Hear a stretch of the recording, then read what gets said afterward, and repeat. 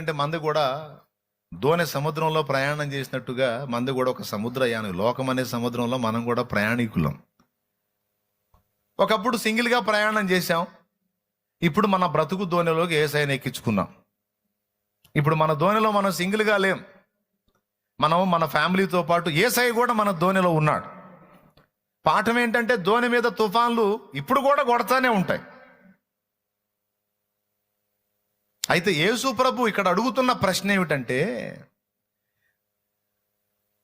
నువ్వెందుకు భయపడుచున్నావు, నువ్వు ఇంకా నమ్మిక లేక ఉన్నావా అని అడిగాడు.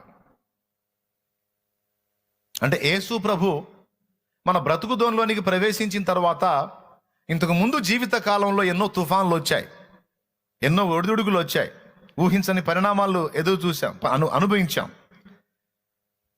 అయితే వాటన్నిటినీ సమసిపోయేటట్టు ఆయన చేసి ఆశ్చర్యకరమైన మలుపులు తిప్పి మన బ్రతుకు దోణిను ఆగిపోకుండా మునిగిపోకుండా సాగిపోయేటట్టు ఆయన ఇప్పటిదాకా చేస్తూ వచ్చాడు.